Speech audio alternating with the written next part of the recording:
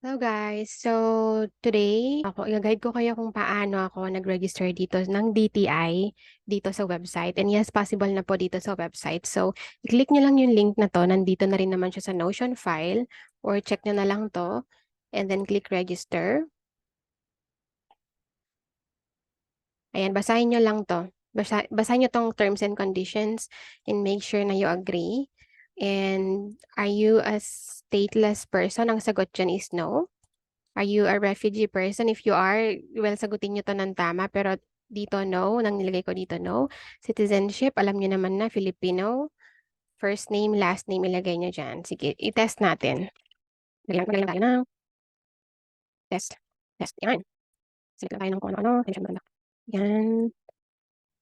Ayan. So, nakita nyo yung sinelect ko, Filipino, refugee, no. Ilagay nyo yung name nyo, birth date, gender, and civil status. Proceed. And dito makikita nyo yung difference.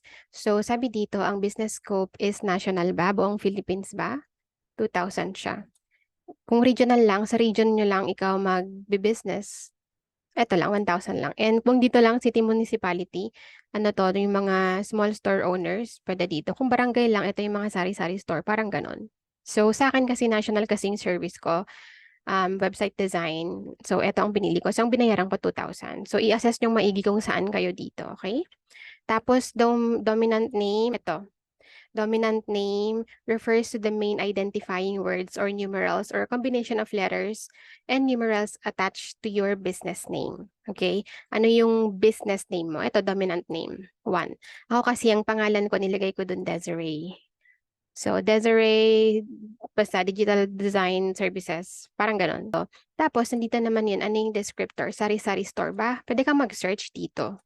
So, kunwari, ang magiging ano natin, kung ikaw, ang business mo is online store, edi store, retail pala. Tingnan natin kung may retail. Ayan, hanapin mo lang siya dito. Hanapin mo lang siya. Hindi ko alam kung anong keyword yung pwede mong i-ano. Pero if you're a service provider, ang nilagay ko kasi sa akin dito is website. Jana, example lang ha.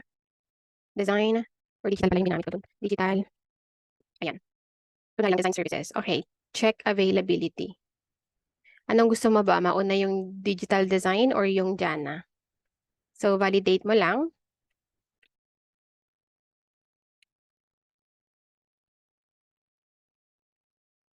Antayin lang natin. Medyo matagal siya mag-validate, no?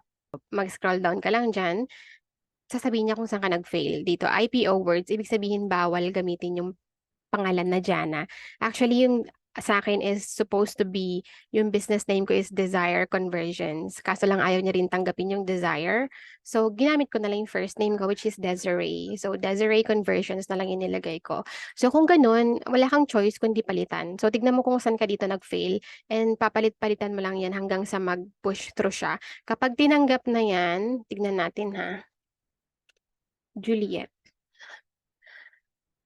Gusto lang natin makita kung ano itsura kapag nakapasa siya. Ayan, pass na siya lahat. Okay? Pwede ka mag-try ng other name. Pero kung okay na to, ito na yung magiging ano mo, pangalan mo. Juliet Digital Design Services.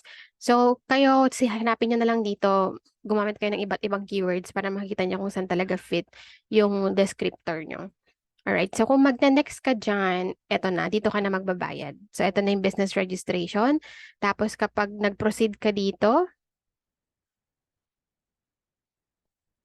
magpo-process siya.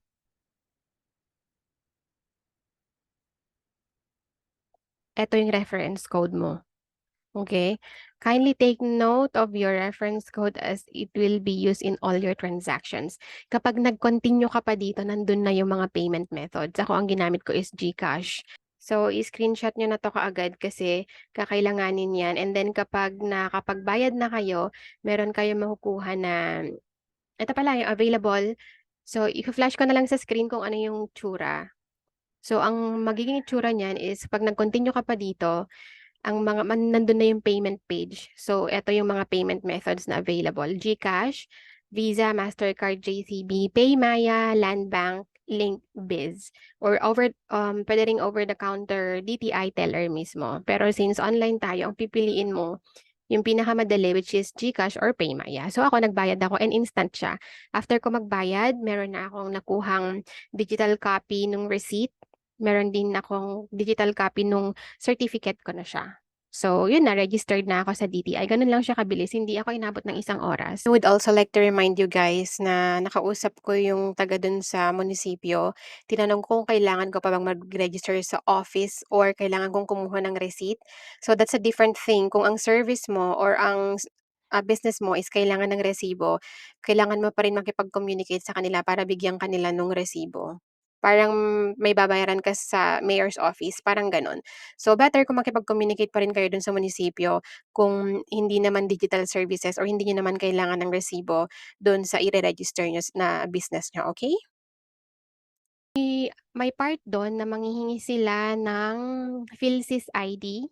So, ako hindi na ako naglagay kasi hindi ko pa nakukuha yung PhilSys ID kasi is yung parang national ID natin yun.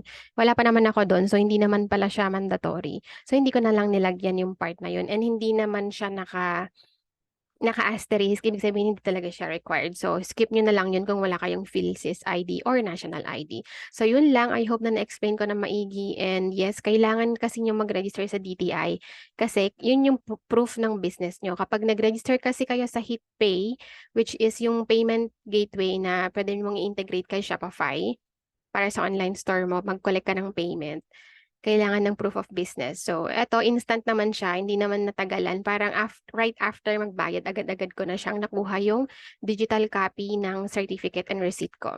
So, yun lang.